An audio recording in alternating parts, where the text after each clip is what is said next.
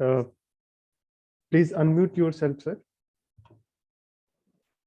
Okay, thank you very much, sir. Good afternoon, one and all present here, sir.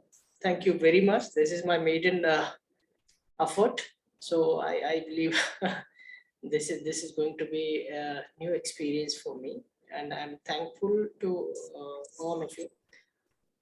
Let us start today's session with an invocation of a song. So, sir, shall we?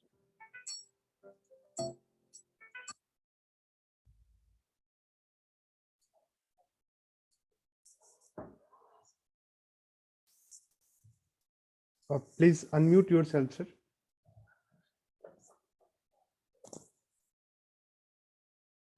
Okay, okay. I'm audible now. Yes, sir.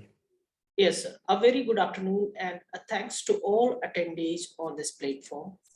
I, Dr. Santosh Singh, Assistant Professor, School of Humanities and Social Sciences, Raffles University, Neemrna, Rajasthan, welcome you in today's webinar on the very topic, Ashtavakra Gita.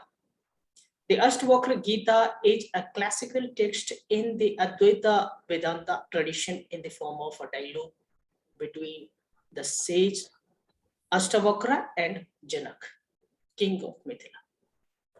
And this webinar is being organized by Raffles University, Neemrna, in collaboration with Vishwaneedam Center for Asian Blossoming, Puducherry and Chennai. Sir, let me take this opportunity to introduce our guest speakers of the day. Mr. Randhir Kumar Gautam, Head of the Department, School of Humanities, Social and Social Sciences, Raffles University, Neemrna, Rajasthan. And also he is a co-nurturer of Vishwaneedam Center for Asian Blossoming. Other speakers are Professor Meera Chakravorty from Jain University, Bengaluru, and Professor Godavarish Mishra. I beg your pardon, sir, if I'm not able to pronounce your name properly. Nalanda University. And the moderator for today's session will be Professor Ananta Kumar Giri, Madras Institute of Development Studies, Chennai, and co-nurturer of Vishwaneedam Center for Asian Blossoming. Now I request Professor Ananta Kumar Giri, sir, to please moderate the session. Sir, over to you, please. Thank you so much, dear Dr. Singh, a new Please. friend and a co-nurturer in our Sunday, tryst with life and destiny. And Ashtavakra Gita is a peer, and like many peers, it seems that to many of us, it has still remained a hidden remnant. And with a series of blessings, we were able to nurture this conversation today. I met a deeply seeking being in Odisha. His name is Rasmi Bhai, Sri Rasmi Ranjan Das, who is also a co-traveler with Sri Ravi Shankar, who has also a meditation on Ashtavakra Gita. And Rasmi Bhai has translated one or two, I think two books of Sri into Odia. One of them is Celebrating Silence, and he has translated as Mauna Mahotsava. And as I was listening to Rasmi Bhai, I think in a very graceful night, winter night, when he was describing me the condition in which this dialogue happened, and I was deeply touched. And I invited him to kindly help us in our journey with Ashtavakra Gita. Unfortunately, there is a medical calling in his family, so he could not join us. But there is always, when there is a striving, so we are all together. It is in that spirit, our dear Randhir, he offered to bring his, his seeking and journey with this great text, Ashtavakra Gita. And also I called Professor Meera Chakravorty. As always, Professor Chakravorty is always, ready to be with us, even at a short notice. And Professor Chakravorty is originally a deep scholar of Sanskrit and now into multidimensional movements of philosophy and social thinking. Also, Professor Godavarish Mishra, who is a scholar of Sanskrit, a philosopher, and a creative thinker, is going to soon join us. So, Ashtavakra Gita is a deep and many-sided dialogue. And let me present a few of the pearls of thoughts from Ashtavakra Gita by sharing the screen.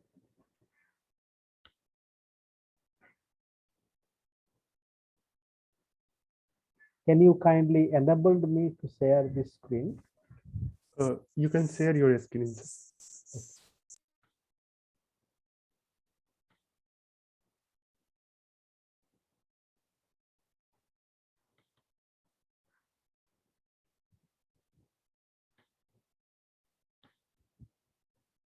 So,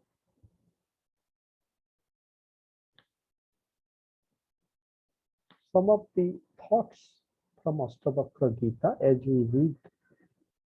One, for example, is the thought I am the doer is the bite of a poisonous snake. To know I do nothing is the wisdom of faith. Be happy. And this thought, it really brings us to many aspects, even of science, of spirituality, of social understanding.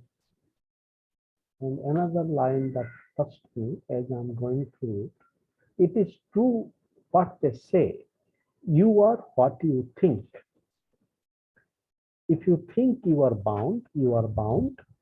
If you think you are free, you are free. Then another line from the first chapter, when Ashtavakra is sharing with King Janaka, you are pure consciousness, the substance of the universe. The universe exists within you. Do not be small-minded. I think this is a very profound teaching. Do not be small-minded. And this is the crux of most of the, the wisdom seeking of India. That, for example, Nalpe Sukhamasti Bhumaiva Sukham. But what is Bhuma?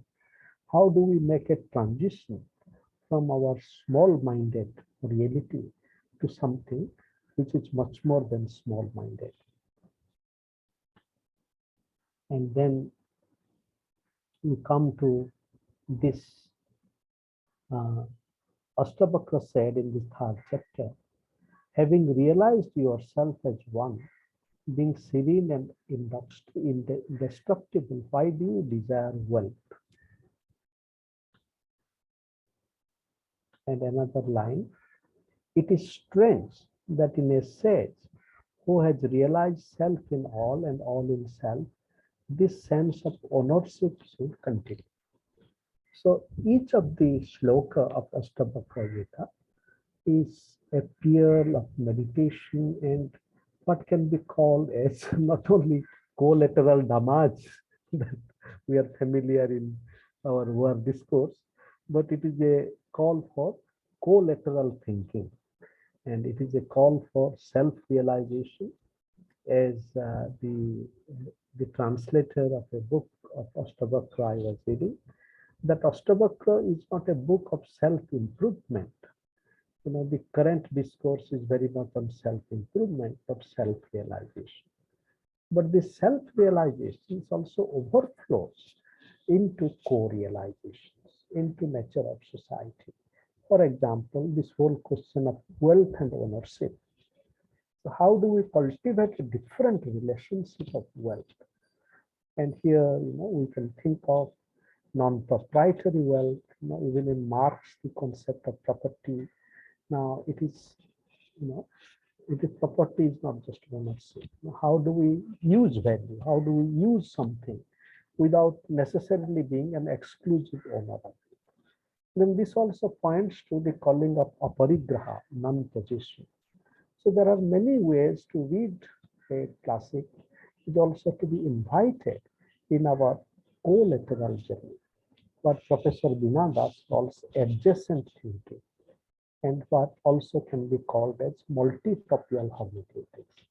How do we move together with a text, with a living text, like Ashtavakra Gita, which has been unfortunately a hidden remnant. Many of us might not have read it, but as we read it, it becomes a living remnant, and we think together with this dialogue. And another aspect of this dialogue, as this writer writes, that soon this dialogue transforms itself from what begins as a Guru-Sishya dialogue to a Guru-Guru dialogue. And because Janaka is listening to Ashtavakra, but Janaka is also, a seeker, and this seeking is also bringing him to a mutuality. So another significance of Ashtavakra Gita is that any dialogue, even if it might begin with a Guru-Sishya dialogue, but it fulfills itself by becoming a Guru-Guru dialogue. And it is not just a question of equality in a naive sense, but it is a question of deep sense of dignity of co-seeking, in which there is no a priori privileging of a so-called Guru or an a priori negligence of a so-called Shishya. So with this little offering, so it is a joy for me to invite Randhir to make his initial presentation, and then being joined by Professor Meera Chakravorty and Professor Godavarish Mishra. And we have also many other dear friends co-present, Gyan Luigi, and I just called Maruf. He's bringing some wisdom from Kashmir, and all friends. So welcome. Thank you, Professor Giri. And it's really very difficult to speak when Professor Giri is there because he already explained the very significance of Ashtavakra Gita by invoking some of the very important concerns. Actually, I read Ashtavakra Gita only yesterday, and it is a Mahagita, as said by my great inspiration, Osho. Every verse of Mahagita, Ashtavakra Gita, is a verse of meditation. Ashtavakra Gita unfolds a subtle but powerful methodology in which certain concepts and practices are put forward in order to remove people from suffering, in order to remove people from ignorance. There are so many poems full of intuitive visions of truth and invoke transcendental religion. As you know, the etymological meaning of Gita is song. As we have many Gitas like Vasishtha Gita, Srimad Bhagavad Gita, they are popular as well. But the Ashtavakra Gita is less well known. But it expresses the highest teachings of the Upanishads. But it expresses the highest, or it embodies deep philosophical insights. Therefore, we need to understand and we need to discuss. It is a manifestation of the bliss experienced by great saint. It is very unique way to realize the truth so far as the notion of truth is concerned, notion of spiritual truth is concerned, particularly the notion of self. Self-realization is one of the central concern, and self-realization is one of the central truth accepted also by Buddhist and Vedanta philosophy. As you know, Professor Giri already highlighted, Ashtavakra Gita is a great conversation between Raja Janak and Ashtavakra Gita. although the conversation was between Acharyavadi and Ashtavakra, Maharishi Ashtavakra, but Raja Janak was a deep seeker. His humility makes him great learner. He has everything, along with Shanti, peace. That is why Raja Janak converted into a great learner, and Ashtavakra converted into a great Sadguru of the world. The translation of Ashtavakra Gita, found in Himalayan regions and very famous among the followers of Art of Living sect. It has deep questions like knowledge of truth, liberation, life after death, and real self. These are the universal questions of almost all religion in the world. But Ashtavakra Gita invokes a very unique way of self-realization. It talks about giving up all inner and outer identification of self with and not self. Abandon the notion of the individualized self. And the problem, the one thing that I can see in the problematic aspect of Ashtavakra is the problem of desire, as also in Gandhian philosophy, the one question or the one issue that was very problematic is desire. So how we can understand? The Ashtavakra Gita invites us to differentiate between what is appearance and what is reality. How to understand the illusion of the world. This is self, for that matter, self. The meaning is that the form of self is the mirror. Has no real existence. Its appearance is phenomenal. The body and the mind similarly have no existence.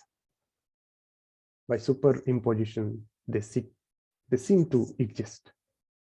So the mirror symbolizes our self.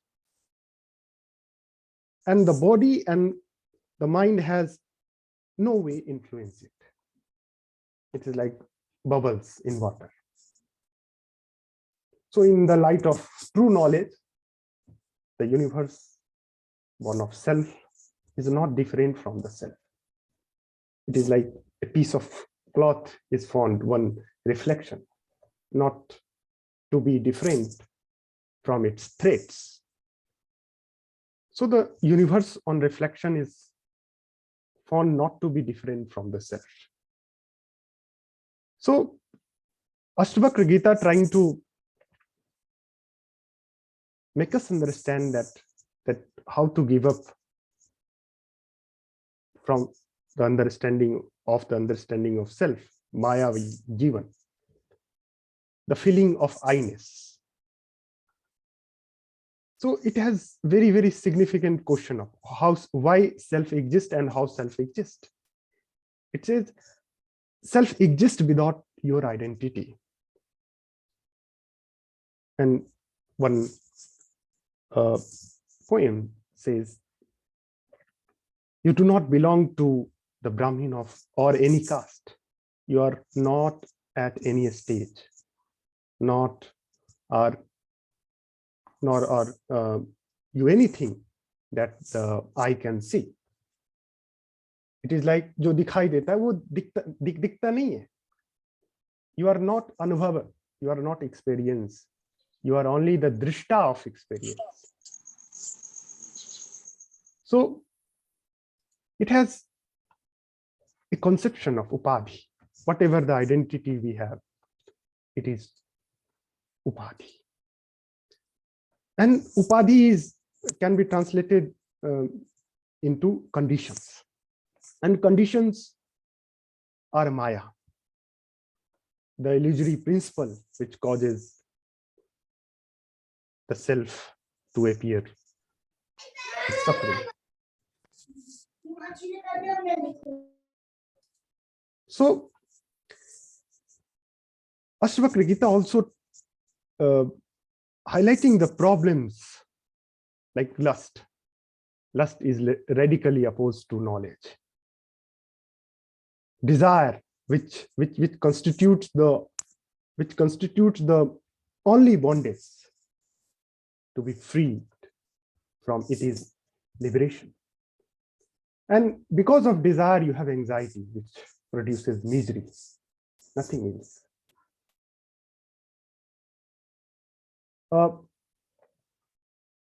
Ashtavakra once said about the path of salvation, what is a true spiritual guide?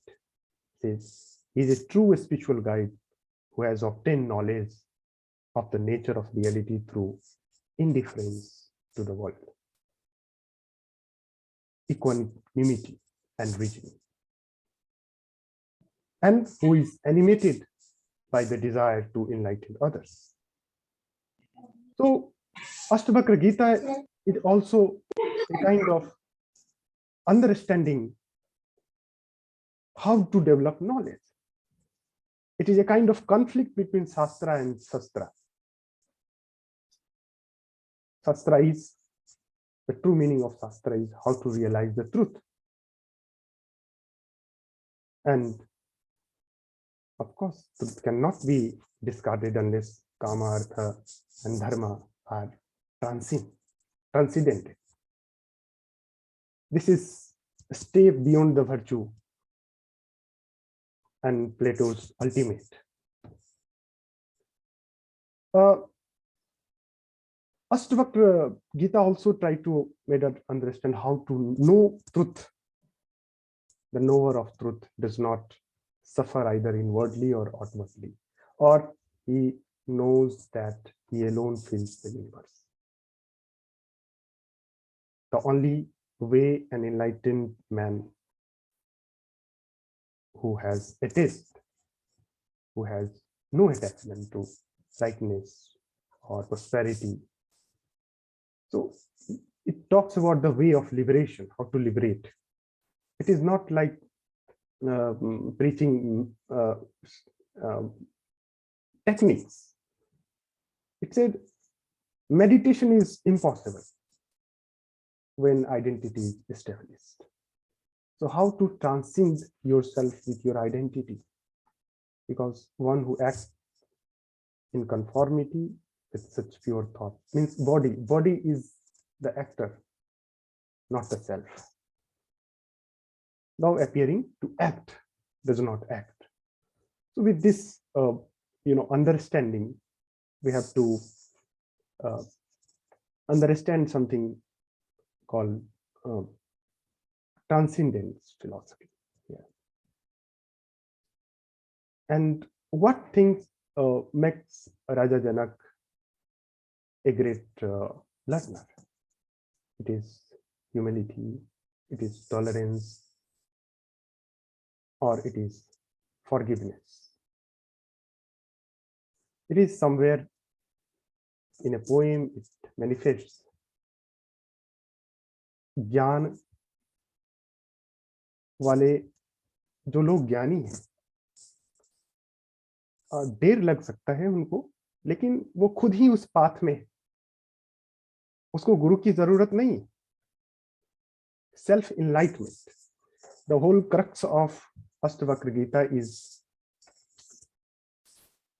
moving away from God dependent to self dependent and self realization.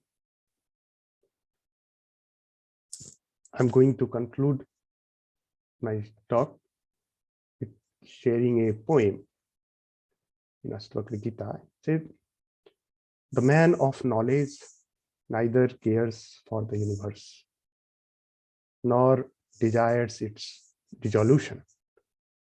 He lives happy. He lives happily.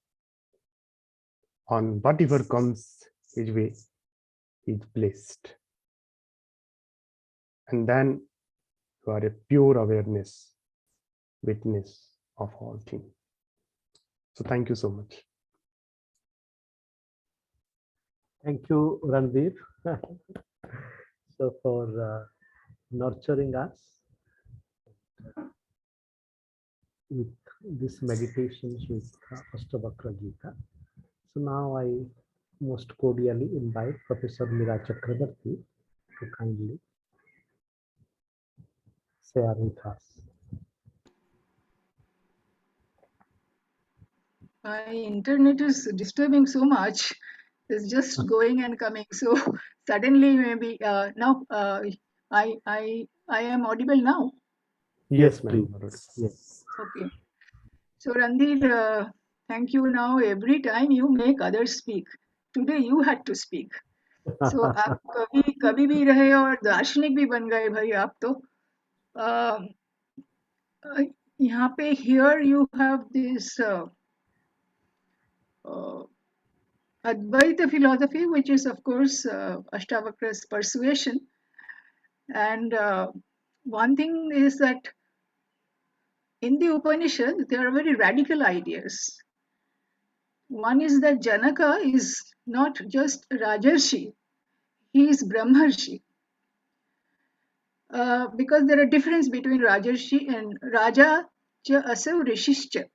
One who is Raja as well as Rishi. But Janaka is special. He calls all the sages who are philosophers and conducts debates and discourses, and he presides over it. So he is Brahma Jnani basically. Now you would say how Brahma Jnani and Raja can go together, because one is materialistic, the other is non-materialistic. Now this is the radicalism here, that being he is above, because one who knows Brahman crosses the material and transcends the material, and no more he is touched by the materialistic persuasions. Therefore, there is a special place in the Upanishad so far as Raja Janaka is concerned. You would also see that Janaka's daughter is Sita, and Sita has come from the earth. So the relation between King Janaka to the earth, to the planet, is also very well signified by the Upanishad through the metaphor. So Sita becomes the because Sita is the plow from while digging the plow, the little girl has come up. Now, earth is always in Sanskrit tradition, both in grammar as well as in feminine gender. So Sita as the earth, you will notice why I'm saying all this is that there is so much of philosophical nuances behind when you understand the relationship of one dichotomic relationship, then crossing the dichotomic relationship is very interesting. So Sita comes up from earth, and at the end of in the Uttara Ramacharita, Sita goes back to earth. So the earth is that way the consistent. The planet, therefore, has to be revered, respected. If you do not respect the planet, so the whole ecological question. I mean, our wisdom texts, the Upanishads, have been extremely diverse in that, and you will enjoy once if you start reading them. Now here you have mentioned one thing, 3 points, Randhir, I will say, about the Upadhi, you said. Now Upadhi is, Shankara's Brahma Sutra starts with this concept of Upadhi, where it's called Adhyasa Prakarana. That is this chapter of Adhyasa. Now Upadhi, as you rightly said, this is a kind of a condition. So what is that condition that I put? What is the identity is the question. The question in the Upanishad, which is also very similar to the Buddhist text. When you go to Milinda Panha, that is Milinda Prashna, where King Milinda is confronted confronting Nagarjuna, Dingnaga Dharmakirti. They are tall figures, scholars of Buddhism, or Buddhist ideas. And Nagarjuna then tells him, come on, tell me, what is the Ratha? Now, Gianluigi is also present here. So, Gianluigi, GI, for your reference that you were asking, the chariot, the concept of chariot, how it is, the Ratha Kalpana, how it is. So the king says, well, this is the Ratha, this is the unit. So Nagarjuna said, the Buddhist says that no, it is not. What is Ratha? Are the wheels Ratha? Are the horses Ratha? Are the reins with which Ratha? Are the Arohis, those who are sitting there, they are Ratha? If you go on trying to assimilate them, it becomes one unit. But if you take the parts away, it loses its identity. There is no Ratha, no chariot.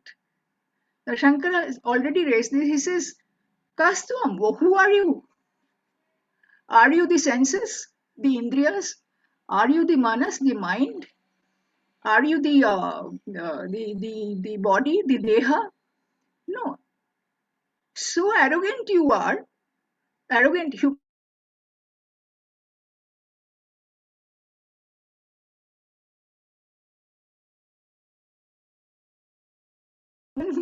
my wife. First of all, you do not exist. And then you, over and above that, you try to confirm the existence of others. How funny, how silly. He says, who's mama? Who's this? Who am I? So if you take out these senses, that's why this Panchatattva, if you take the Panchatattva out, nothing remains. What remains is the consciousness, which is referred to in the Upanishad as Brahman. Now, therefore, there is no justification. There is no logic in saying that I exist. Descartes faced in a different way. But in the Indian context, he's saying that you have to be humble that you are nobody. Excuse me, you do not justify your existence first. You are nobody. Because Prithvi, Ap, Teja, Vayu, Akasha, all these 5 elements have constructed you. And mercifully, Brahman and lend you a little bit of consciousness. An easy metaphor, he says, you put rice and aloo and all that thing in the vessel on the fire, and they all just boil, and you feel that they are all jumping around. Take out the fire from there, it will stop jumping around. So people, he says, people think that just because they have been borrowed, they have been given a bit of consciousness, that too doesn't make them Chaitanya. They do not become Chaitanya. But with that prana, they think they are something which they can justify. So one way of seeing it all the time, Janaka, you will also see the Yagnavalkya Janaka Samvada is very interesting there also. So one way of saying is that you better be humble, because na Advaita, there is no two. You are not there. Who is there? One Brahman, one consciousness. ब्रीहि वृद्धौ धातु, उससे ब्रह्मन बना है. That which is infinite, वृद्धि, it is infinite, so much infinite that it is immeasurable. How dare you measure with your limited intellect this infinite Brahman? Is not. In Bible also is the questioner, the sadhaka says, who are you? God, what are you? Who are you? He says, wah, in Jewish, I am that I am. That means I cannot say I am tree, I am animal, I am human being, I am this and that. Because your mind thinks in binary, either this or that. So the binary mind can never understand that which is non-binary. That which is not. So Dvaita is the kind of binary understanding. And binary understanding can never measure the unbinary or Advaitha status. That's very difficult. Now, when it can, then the jnata, the knower, jnana, the knowledge, and jnaya, that which is to be known, jnata, jnana, jnaya becomes one. So, hello, Yes, ma'am, you're audible. okay, because suddenly it changed. So, okay, so therefore, all these are upadhis that a person presumes, the identity is presumed, that I have relationship with other family members is presumption, that I have relationship with the world is presumptions.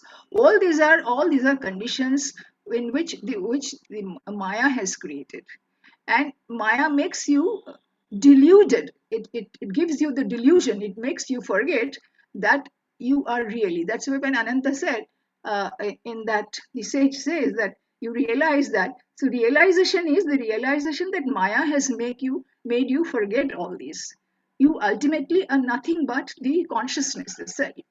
And the deha, buddhi, manas, indriya, all these are there to delude you. Therefore, therefore, when you can come out of this, then this upadhi gets laya.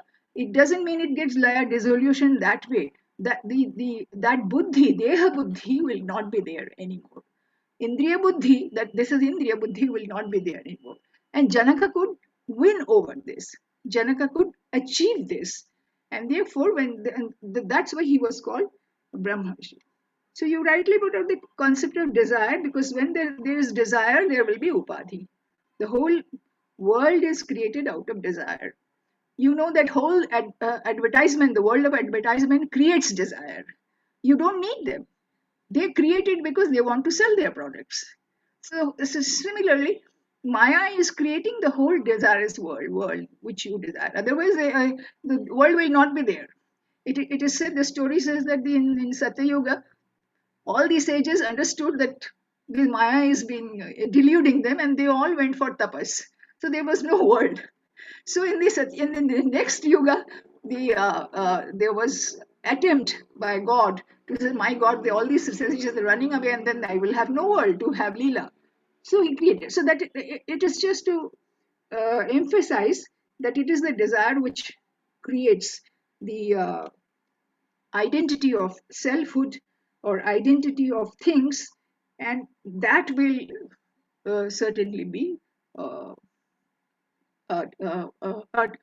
obstruction for achieving knowledge. And this is what has been a kind of a alarm bell, or kind of a warning given when, for example, he said there is this passage in the Upanishad. He says, uh, Varunam Pitaram Upasasara. Uh, Varuna is just a name. The father, who the son, Bhrigur Vai Varunam Pitaram Upasasara. Bhrigu approached his father, and his father said, bring a bija, seed of the people tree.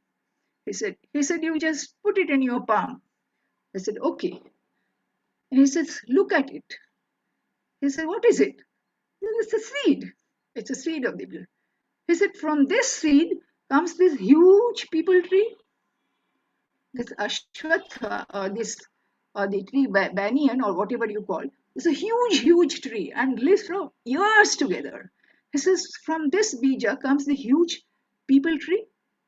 So he says, do you realize then that the God who is, or Brahman, who is invisible, not visible, can create the whole of this cosmos, and yet you will not be able to achieve unless you realize. So the path of realization is very sharp. In Katha Upanishad, the Nachiketa is told, Nachiketa goes to Yama and says, you give me the knowledge of Brahman. She said, why? You are such a young person. I'll give you the whole kingdoms and people and dasas and slaves and all that. You can enjoy. He said, no. Then Yama says, Shurasya Dhara Nishita. The path path of Brahma Jnana is Kshura. Kshura is the जिससे आप दाढ़ी करते हो ना, वो Kshura है. So he says as sharp as the Kshura. And then if you put your foot on that, it will cut. So the path of Brahma Jnana is so difficult that it is difficult to survive there. Whatever happens, Nachiketa does get the boon from Yama, and that is another story because he stays there for 3 nights. So Yama gives him 3 boons, etc. So ultimately, what I want to say is that even if you want to get rid of the identity, you do not get rid of the identity. Vishwamitra wanted to be a Brahmarshi because Vasishtha was Brahmarshi. Vishwamitra felt jealous. Then okay, the Guru said, okay, fine. If you can get rid of your anger and other sense obstacles, then we will. He said, yes, I. Then you go to do the tapas and come back. So Vishwamitra comes back. And then Vasishtha or Janaka, he says, have you got rid of anger? He said, yes. So second time he says, have you got rid of your anger? He said, yes. Then third time he says, are you sure you got rid of your anger? He said, yes, I told you so. So then Vishwamitra is shown that he really could not get rid of the anger. So it is so difficult. These examples are to highlight that one may theorize it. And in Janaka's Sabhas, those who were theorizing were not considered as really jnani. But one who could practice that field, Yajnavalkya could do that to an extent. There were other people also who, very few people could do that. So therefore, this path of achieving Brahman is first of all, one thing when I meet these students, I say, come on, how do you imagine Brahman? Because Brahman is supposed to have no rupa, no akara. अब जब निराकार ब्रह्म करते हो, there is निराकार ब्रह्म and साकार ब्रह्म. How would you imagine a nirakara? And then over that, how are you supposed to do tapas? So these are things, because the mind is so conditioned with akara, with forms, it cannot get rid of that. So with the same mind, you can go to very less extent. And that is another issue. What is mind? Because mind and or brain, whatever you say, you have only achieved 10% of it, and you have gone to Jupiter. You are supposed to go to Jupiter. You have gone to moon. Imagine that's why it says Anantavai Vishwateva Anantavai Manas. Manas itself is Ananta. Even that kind of Ananta mind cannot achieve Brahman, because mind has to be dissolved. So in Western philosophy and Indian philosophy, this is a very significant characteristic, where mind is material in Indian school of thought, and in Western school of thought, mind becomes a faculty of soul. यहाँ पे in all these 6 schools of thought, including Buddhism and Jain, mind is supposed to be putting an obstruction, and therefore mind has to be taken out, left out. With the mind you cannot. So how do you say? The Upanishad says Atmana vidhi Atmanam. Atman को जानना है, Atman से जाओ. This you will say, okay, these are the jugglery of words. They are not, because at one stage mind gets transcendent, which is possible. So these are some are it would appear abstract, but it had very deep significance, and therefore sadhaka was one who was for years together reflecting on these kinds of things, and such sadhakas are few. So your concept of upadhi and desire and maya and identity, I tried to little elaborate that. But if you want to ask anything, okay, I will ask you a question. How would you say that that Advaita could really be practiced in socio-cultural political life? which is an interesting, and I would request Ananta that we should try to focus on that, because for a long time we have been keeping quiet and West have been interpreting in whatever way, like Gianluigi, for your reference, Professor Weber has misinterpreted Bana, who is a poet, philosopher, and and uh, and a playwright, saying that, well, his explanations are like a forest, you will lose your house, and that was extremely careless statement, and many scholars in India were furious, because much before your postmodern concept of postmodernism, Bana had experimented. Kavi Bana, he was also court poet of King Harsha. Bana had experimented with story within story within story. And that was extremely, very, not only enigmatic, so interesting too. So his Harsha Charita and his Kadambari, especially, are the hallmark. One person can write just one book or two books or three books and can be famous, and such a poet has been totally misunderstood, because from the cultural point of view or from the religious or social point of view of Weber, he could not understand what Bana was writing, and therefore if you don't understand, you cannot make such irresponsible statements.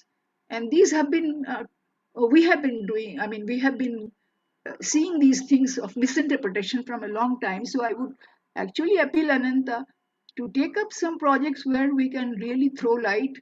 And earlier, of course, we never had this kind of a technology. Now that you have technology, Ananta, I think we should also assign people, to reflect on our philosophical and literary contents, to put it into light. And it will be very great service, Ananta. That is.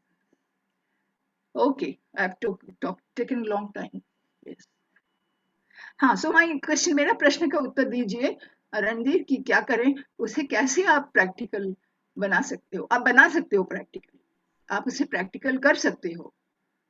और मैं गोदावरीश मिश्र की बात कर रही थी, he is not coming, Ananta?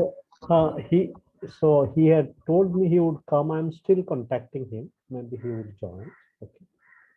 Okay, because he is a socialist. And as a socialist, even in Sampurnananda Sanskrit University, when I visited, Sampurnananda is a socialist.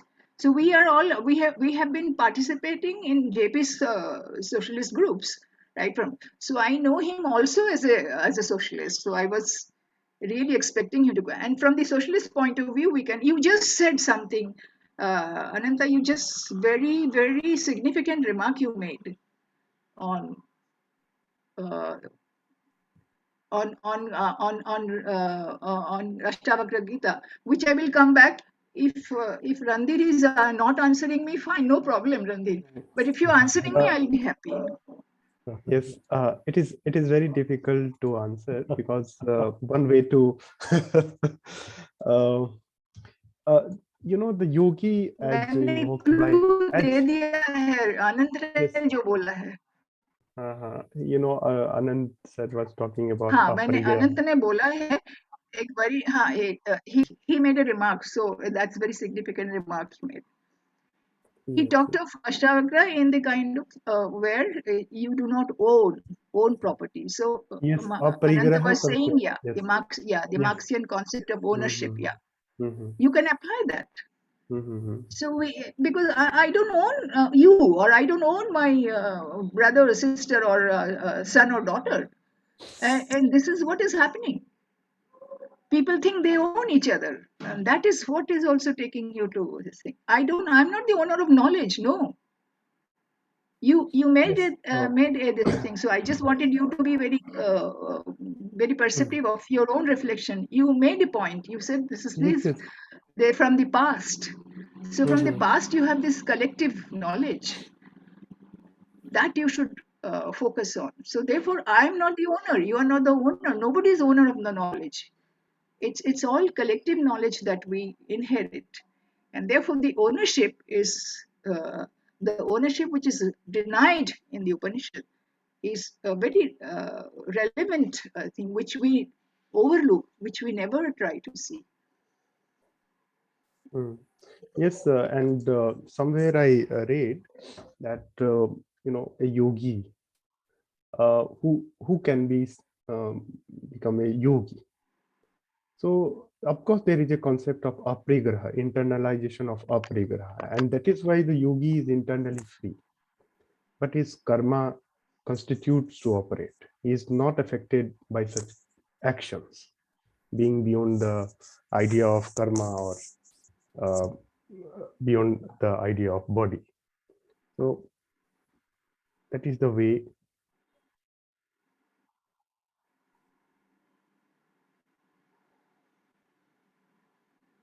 So lovely. So maybe with this very beautiful pathways of conversations, many deep issues emerging, so we can slowly open up our conversation. And thank you, Meera, for bringing so many deep thoughts and so many lines of self-realization. For instance, the Janaka Yajnavalkya dialogue is also very interesting. So maybe later on towards the end, we would request you to share a bit towards the end, the parallel or the resonance between Janaka Ashtavakra dialogue and Janaka Yajnavalkya dialogue. This is one. And secondly, your very deep plea for engaging in a different conversation. And yes, maybe we can begin with Bana himself, maybe after a month or so. And then, so it is really opening up to many unexplored aspects of our not only Indian philosophical reality, but world philosophical reality. So, and then now let us open up, please. So it is in that sense of opening. So let me invite our sage from Italy and Vienna, Gianluigi, please. Yes. Am I audible? Yes. Am I audible? Gian. Yes, Gian. Yes. Well, I thank you very much. It was really very interesting. And well, of course, I am much interested in the image of the chariot in the Kathopanishad because it is the subject with which I am dealing now. Not today, because today and yesterday I had to do different things, but I am meditating on this project, on this problem, on this image as such, because well, of course, it is very interesting. The question of the senses, of the role of knowledge, of the position of Atman and of Brahman, which then is mentioned a few lines thereafter, and of discrimination, of mind, of course, and of the intellect, and of the different composition elements of the image, because it is not so easy, at least for me, because I am unfortunately relatively new as regards these so interesting themes, so interesting subjects of thought and of tradition, to compose the different elements of the image and also to interpret them correctly. So the image of the chariot is, for me, very interesting as such, because it offers very many points to discussion, for reflection, for observation, and for interpretation. Also in the context of the Kathopanishad itself, and also for the relationship, for instance, between Atman and Brahman. But there is another point which is, for me, amazing, because I come from a different tradition, at least as education, formation of thought and of studies. And it is for me, at least for me, of course, amazing similarity and likeness between the image of chariot in the Kathopanishad and Plato. Because the image, the allegory, the myth of the Phaedrus of the Phaedrus, in dialogue Phaedrus, with the soul, which is imagined, likened to the chariot with two horses, with the charioteer with probably the intellect, the rational part of the soul, and the role of that knowledge, since the knowledge is necessary in order to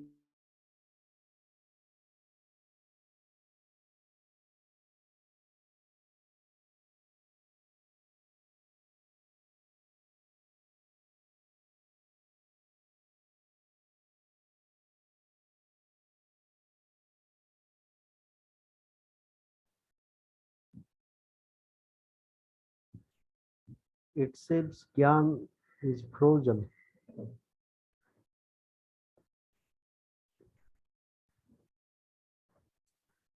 I think we lost his connection. Okay, he would come. And let us invite Maru, please.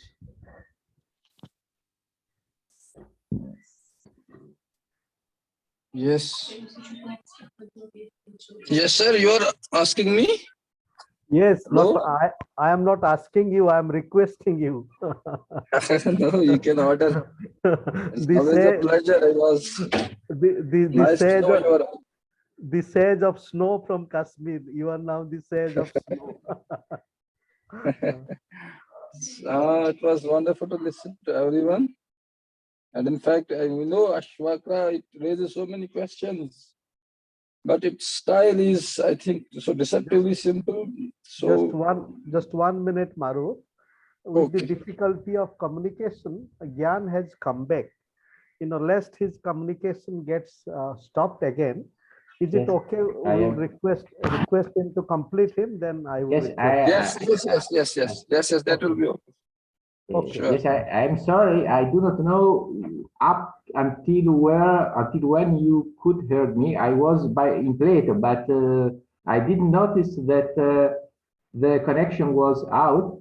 So I was saying it is amazing the similarity, the likeness between Katha Upanishad, the image of the chariot and of the charioteers and the different elements in the Katha Upanishad and Plato's Phaedrus, because it is a question of the chariot, of course. It is a question of the role of the truth, because truth is used by Plato in a similar way in which it is to be found in different texts belonging to the Indian cultural heritage.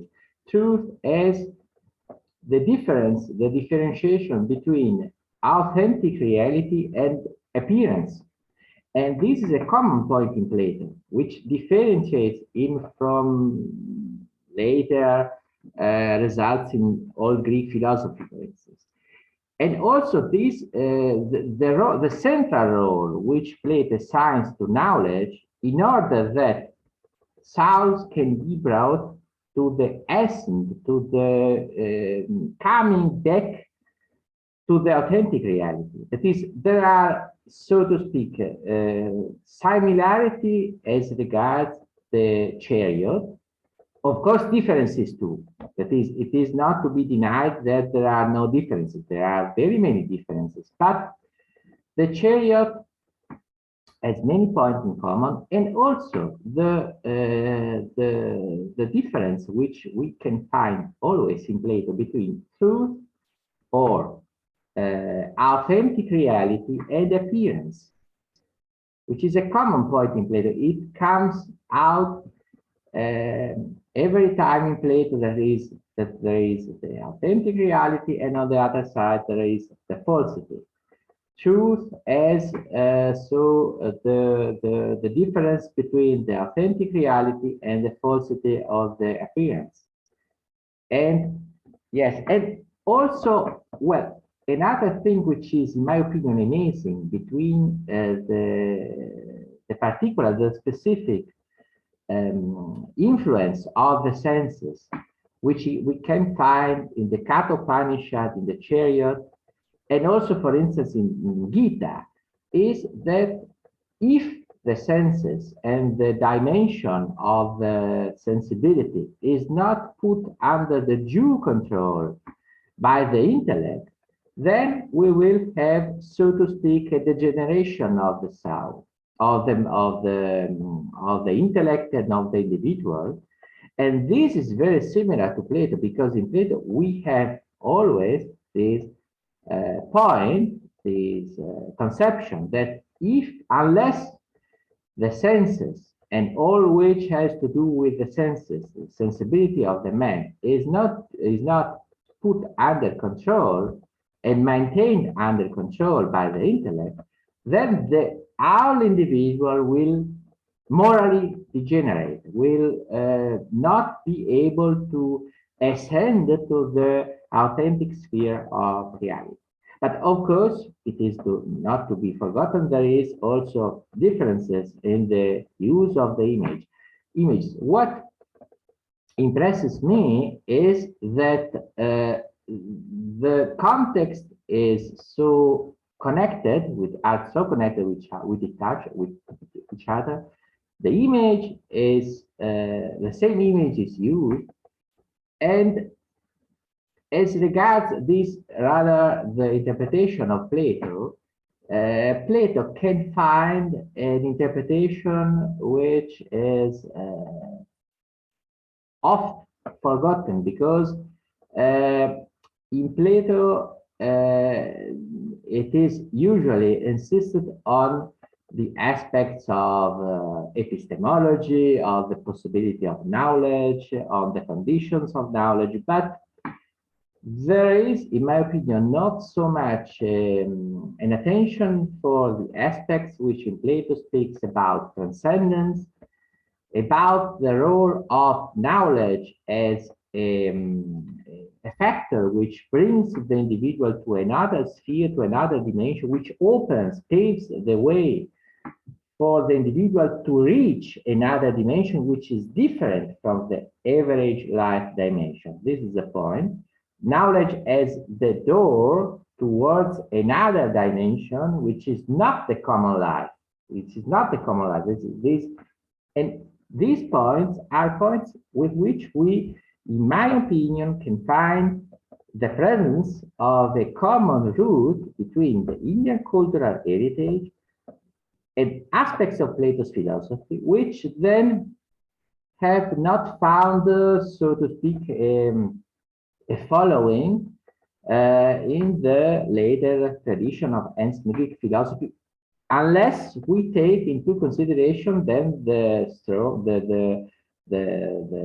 way of thinking of the Neoplatonists, which are very similar. And it is not the case that many times when we study, for instance, the philosophy of Aurobindo, we find many common points, many similarity between Aurobindo and the Neoplatonists. But this is not an accident. It is that these two traditions have many common points from the beginning, and therefore the prosecution of the tradition has, in the same way, likewise, very many common points, or at least analogies, similarities, structural common points which we can find. So thank you very much. Thank you. Thank you. Vielen Dank. Aus meiner Herz. Muchas gracias. So, Gyan, lovely. So now, from the snow in Vienna to snow in Kashmir. So, Maru. Yes, it was a pleasure. It was wonderful to listen. I was just wondering how difficult it is to state anything about this Ashtavakra, because he is the master of this paradox, and you know, he primarily describes enlightenment, and that is itself such a difficult thing when you try to articulate in conceptual terms. We know it has been read as a quintessence of Vedanta, and we know Ramakrishna, it was favorite text for him as well. What I want to point out, it is continuity with the other great classics of Sufi tradition, of Indian tradition and elsewhere, and Eckhart and all those. Though it's, for example, let's quote a few sentences, a few verses, and you will see how they seem to be in a way unorthodox. Or the body, heaven and hell, bondage and liberation, and fear too. All this is pure imagination.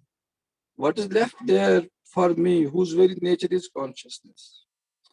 And for a wise man who's always unchanging and fearless, there is neither darkness nor light, nor destruction or anything. In fact, the question of quest for truth, this truth, ignorance, duality, he also does away with that. And he says he can do whatever he pleases, and he works, his actions are like a child. You know, we can recall Nietzsche and all this. For the yogi who has found peace, there is no distraction or one-pointedness, no higher knowledge or ignorance, no pleasure and no pain. There is no delusion, no world, meditation on that, or liberation for the pacified great soul. So what does this all mean? So this is the question. The problem is that there is no problem. This is what Ashtavakra would, for example, try to articulate this point. If one really understands the funda of this, what is all this enlightenment about, the question of awareness, then no questions arise. Nothing, my man would not need to break his head on all of these, say that attachment, detachment, ignorance, light, illumination, and all those things. Ashtavakra is trying to bring home the point how simple it is to be beyond all the dichotomies, and we know so much attention has been given by scholars to these dichotomies. What is detachment? What is attachment? And now he's categorically saying that we need not invoke these things if we are truly liberated.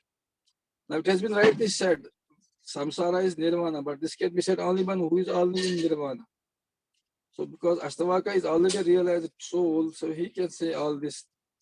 Now there was pointed out, for example, the distinction in Indian and Western thought regarding the soul, and it is mind problem. Soul is a mind is this part of the soul, but in intuition, mind is something to be in a way overcome. But you know, in Western tradition as well, in Bible, it is categorically written that soul has to be killed.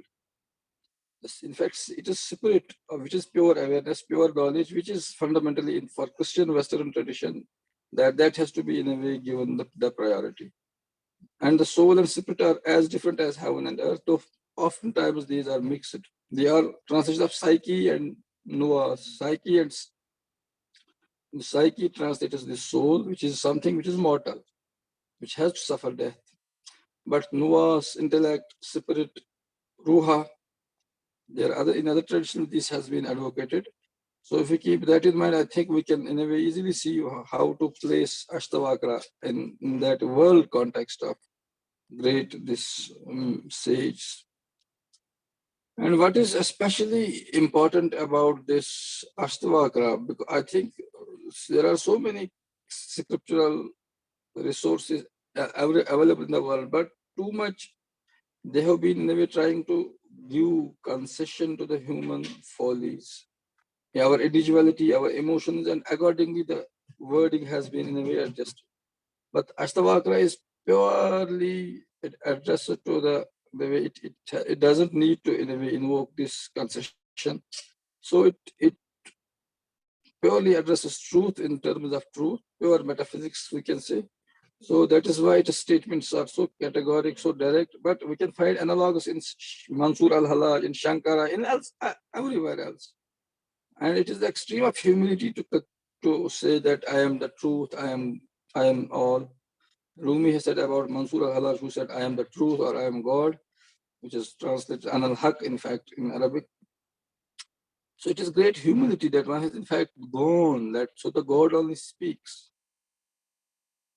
Now, what is important, I want to point out, there are some key reference statements in this Ashtavakra. For example, he says, established in my own glory and free from deliberations, blessed and without limitations, and unblemished and forever actionless about himself. And these are all the characteristics of the enlightened.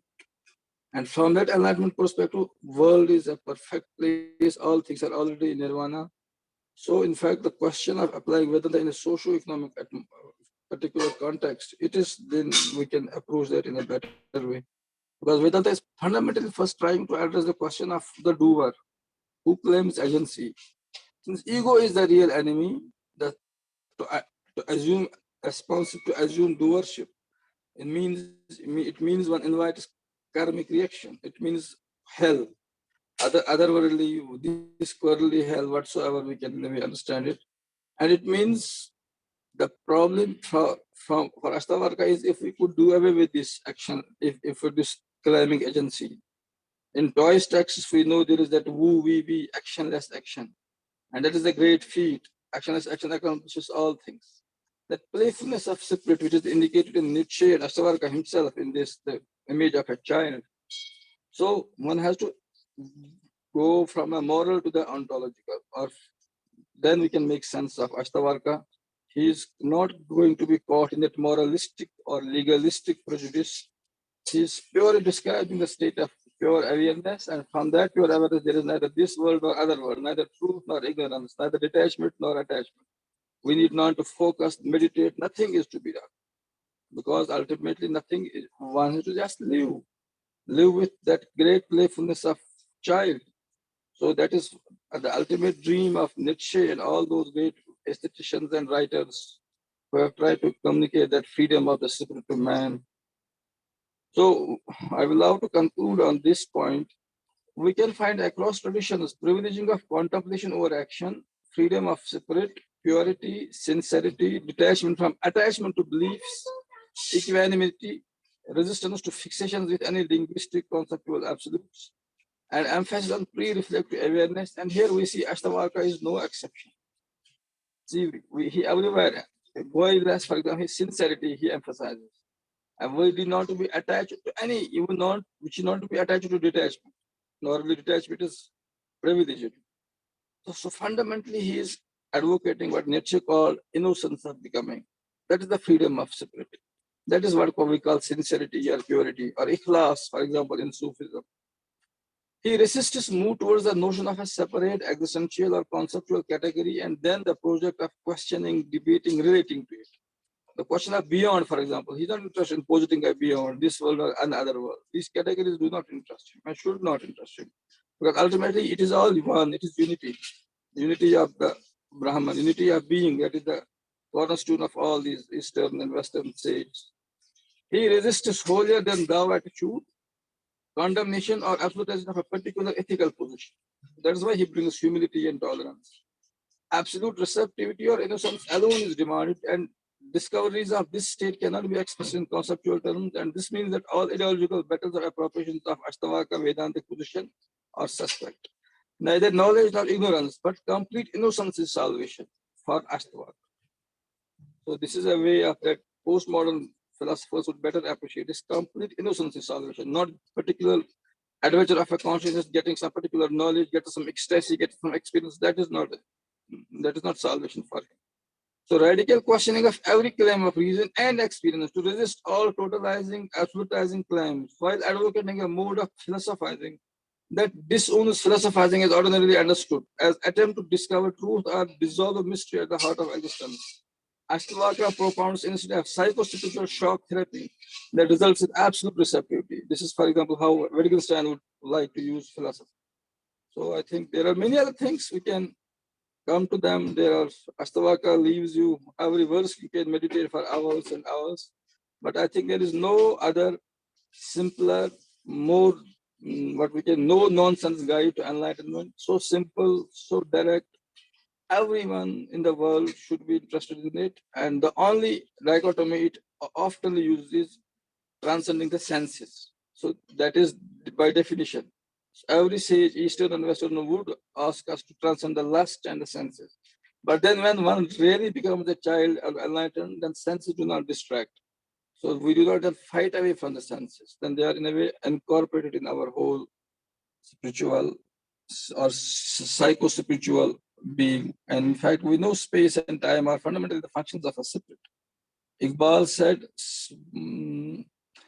about body, it is soul in space and time.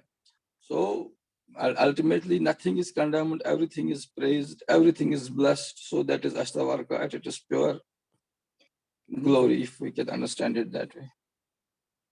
Thank you, sir. Thank you, dear Maru. And you are making alive, Ashtavakra and this deep and in a way this humble challenge of innocence that is so inviting, really, Maru.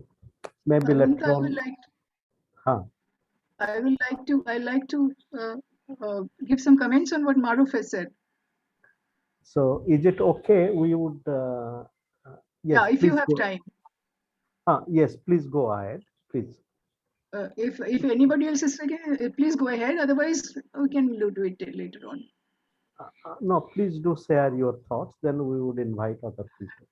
So what Maruf was saying is fine. We have taken a level. I mean, it's pure and simple. There's no transcendence. Fine. We are not at all contesting it, Maruf. But I mean, for example, when Rumi says, or maybe I've forgotten, Khalil Gibran said that you enter a garden which is full of roses, and then one person says, "Wow, the roses are beautiful." And the other person comes in the garden and says, "Oh my God, the thorns are roses." So what I'm trying to say is that there is a multi-dimensional way of seeing this problem of it is not just Ashtavakra or versus somebody.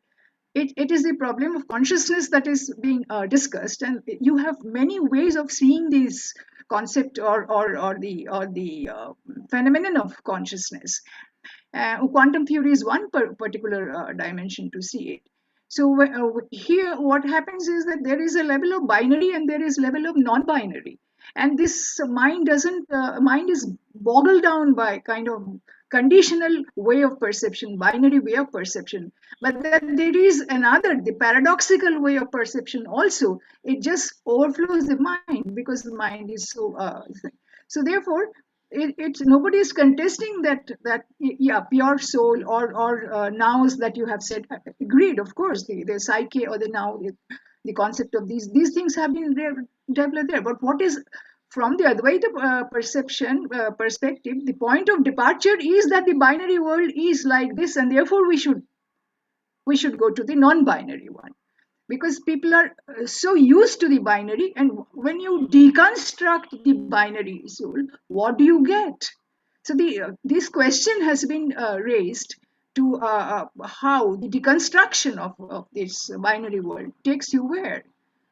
Is it possible to go to a stage where you no more can deconstruct?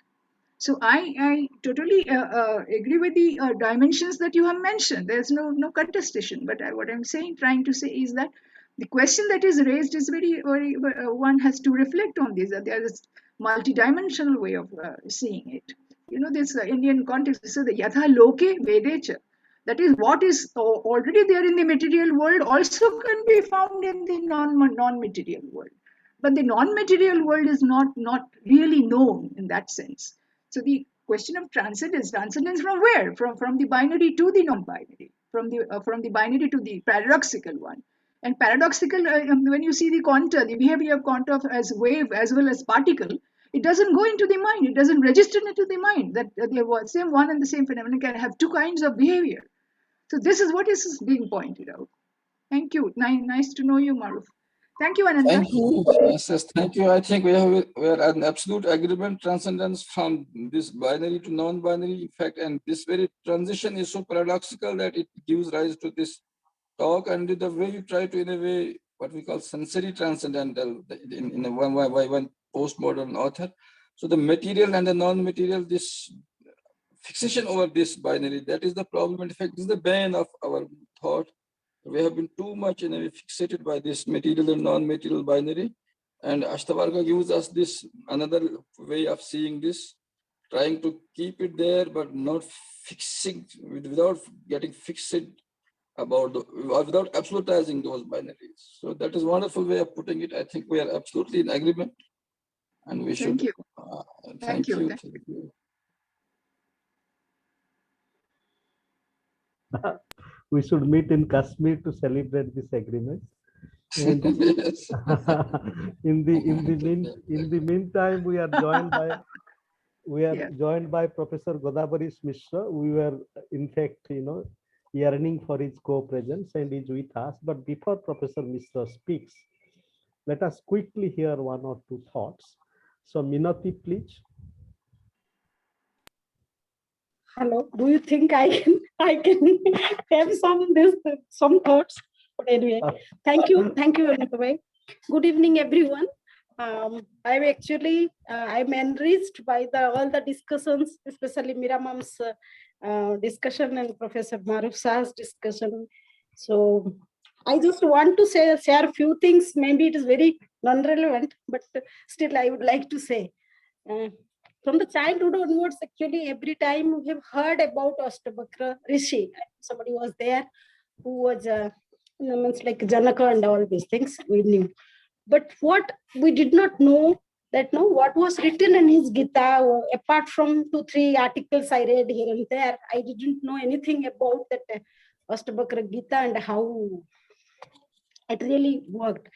That what I think it is not non-relevant, but still I would like to say, whenever we introduce some character from the past or Puran or mythology to our younger generation, I feel we must say the relevance and the significance of it, why people remember it, and what is the thing, so that we don't remain only in character.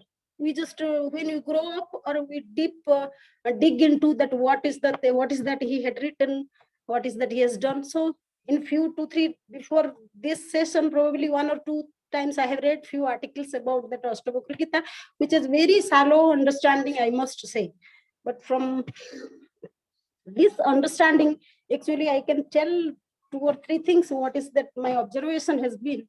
So that Ashtavakra Samhita actually focuses on the nature of Atman, Bhuti, which one is self-realization.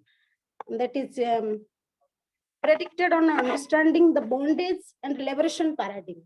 That is actually, again, it takes little more knowledge, I should say, which I don't have, to understand how it really works. And it annihilates the false sense of identification of self with the mind. I'll quote it from that some article. It is the bondage when mind dismisses or grieves anything, or rejects or accepts anything, feels happy or angry or anything. I mean, when we use it to our own self, I don't know, it may be a little bit difficult to go through and apply to it. But the one thing is, what it is very simple way has touched me. It is from that 100 verses of renunciation, it only removes all the fear. In enjoyment, there is a fear of disease. In social position, there is a fear of fall. And in honor, there is a fear of humiliation. And in beauty, there is a fear of old age. I know that those fear, if we inhalate those things, probably we could live a life. So the state of bliss to self, all the notion of plurality fall away. I mean, where even intellectuals, aesthetic or ethical pursuits seems no secondary thing. So there is no heaven, there is no hell, there is no liberation, nothing but the self. In a expanded, where is the elements? Where there is body, where there is a mind, where there is a knower, and where there is knowledge. So where there is anything, where there is in the world nothing. So that is only the self alone exists. So that is what I have been probably have gathered from my little knowledge. And I'm very thankful for giving me this opportunity to keep my words. And thank you.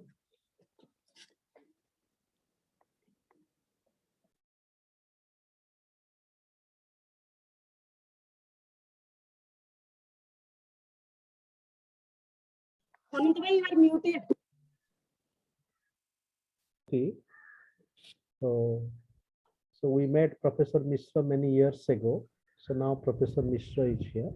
So Professor Mishra, please.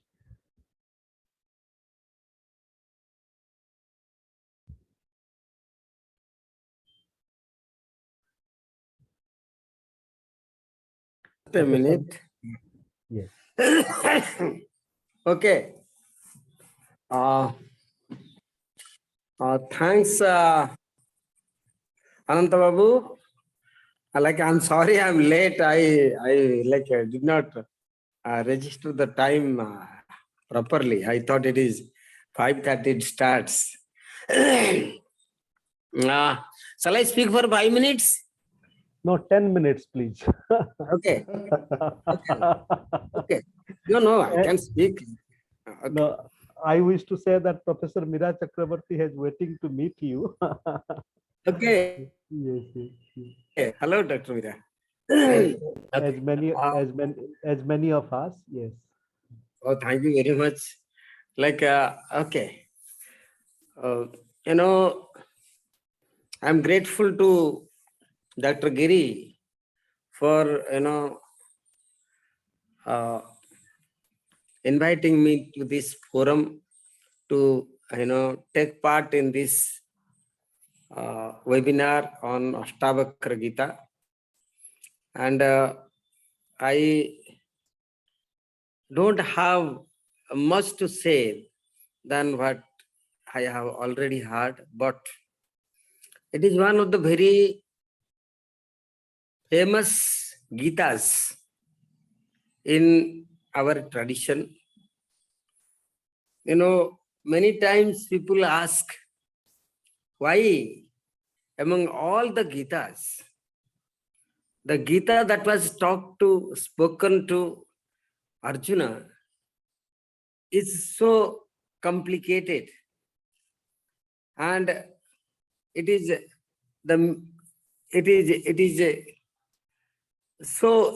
given in such a complex situation. Let me start from that Gita and I come to Ashtavakra Gita.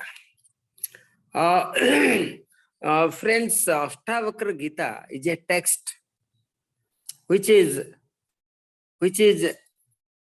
directly non-dualistic in nature. What is a non-dualism is, what I understand by non-dualism here is Advaita. Advaita, which is propounded by, of which one of the chief proponents is Sri Shankaracharya. Now, what is this Advaita Vedanta? And what is this Ashtavakra Gita? And how do we relate in the literature on Gita? There are so many Gitas in our tradition, and most of it are, ascribed to Vyasa Maharshi.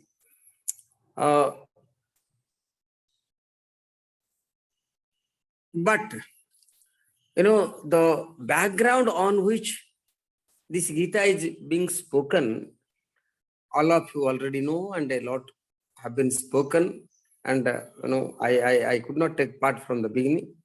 But let me go to tell you the Bhagavad Gita in the setting. And from there, I'll come to Ashtavakra Gita, because there the situation is a war situation. A situation is a situation on which man is, prompted to act. Among all the yogas that has been spoken in the Gita, it is a karma yoga which is very important. Krishna says that you have to act. But how you act is the context of the Bhagavad Gita. Because in acting, what you are doing is right or wrong. Is there anything that you are going to lose by your action, or you are going to gain by your action? Or ultimately there is no gain or no loss? Or ultimately there is no actor and no action? Is the main topic of the Gita. The context is, let me go to that Gita, I'll come to this Gita little 2 minutes later. What is happening is, the whole stage is set on the background of the battlefield, and there is one teacher and another disciple. We always say, there must be more than this number of students for me to teach. But Gita is set in the background where one student and is taught by one teacher, because the teaching is so profound and so intense, so subtle that a class may not be able to understand it. So that is set in that. Now what is happening? You all know. Dhritarashtra Vacha. I'm going to that Gita to come to this Gita. Okay. Dhritarashtra Vacha. Karam dharma kshetre kurukshetre samabetaha yudhuchavaha mamakaha pandavaschaiva kimakurbata sanjaya. This is the context. Dhritarashtra is tense. He for a moment is caught up with the emotion of possessing, having his children and throne of Indraprastha, that Delhi for his sons, especially Duryodhana. The question is, he is asking to Sanjaya, as I told you, he is blind, not physically but mentally. How a person becomes blind mentally? When he has no understanding of the self. When he does not understand himself, he is blind. This is the blindness as far as Duryodhana is concerned. What makes him blind? There are two things which makes a person blind. One is what I have, and another what I am. Aham mama abhimanatvam. Aham mama abhimana. I am the king, and my son Duryodhana must inherit the land, and these people should not get anything, and they should lose the war. That was the main concern. And therefore he is telling Mamakaha, mine and Pandava, and Pandu's children. He does not take the brother children as his children. What to talk about others? He says Mamaka. See the context, what is happening. Dharma Kshetre, and you see, this mine and I is the context which has been elaborated profoundly in Ashtavakra Gita. Ashtavakra Gita talks about this mine and I. What is ahang and what is mama is being taken very carefully and elaborated in Ashtavakra Gita through the dialogue between Janaka and Ashtavakra. Now I'm coming to this in a few minutes, by taking this to there. Now what is happening? See, Dharma Kshetre Kurukshetre Samavetaha. In Dharma Kurukshetra, which is Dharma Kshetra, they have all assembled. Yujachavaha, and they have assembled with the desire to fight. Yudhum Ichavaha. Mamakaha Pandavachaiva. And they have gone there, my children. He's telling very carefully that my children, Mama is so carefully maintained. And this is one of the major reasons for blindness as far as Dhritarashtra is concerned. Not his physical blindness, but the mental, the holistic blindness, that total blindness Dhritarashtra is suffering from. So, Mamakaha Pandavaschaiva. Kimukurbata Sanjaya, what are they doing? What are they doing? They have gone there to fight. See the problematic in the question. The question is, suppose somebody goes to eat in the dining table, what are they doing? We don't have to ask. They must be eating. Or somebody has gone to do something, he must be doing that particular thing. What is the point of asking such a question? There, one of the letter writers, in 16th century, there was a thinker, there was a very great commentator called Madhusudana Saraswati, who says, The Ashtavakra Gita is being quoted in our tradition in many texts. It has been taken as a text for Atmagyan. I'll come to Atmagyan. 5 minutes. Let me take on this. Another 5 minutes. I'll take on that. I'll complete my talk. I'll not take much time. Ananta Babu, if I exceed my time, please tell me. I'll close there. So what is happening here? No, The question is Professor, there. What is the warfield? What are they doing? Professor See Mishra, Yes. just one. So you are really revealing many beautiful thoughts. So you take time, up to 15 minutes. I think you are bringing many deep thoughts. So you please continue, So what is happening here? He's telling what are they doing? The question is, when you ask what are they doing, that is obvious. When they have gone there, so much of arrangements have been done already, meditated upon who will fight in which side. All that has been happened. Mahabharata war, great arrangement for the war. And what is the question? What are they doing? The question is useless. This Madhusudana Saraswati says, question looks to be useless. There is a prima purva paksha. What is the question? Question is, what are they doing? They must be fighting. Answer. Madhusudana Saraswati does not accept such an answer. He says, see, the very word Dharma Kshetra, see, the whole thing is set on the background of Dharma Kshetra, that is Kurukshetra. See, how a place can change the mind of the person is being given here. A place can change the mind of the person. That is where the whole concept of, I'm not telling, there are many Tirtha Sthanas in the world.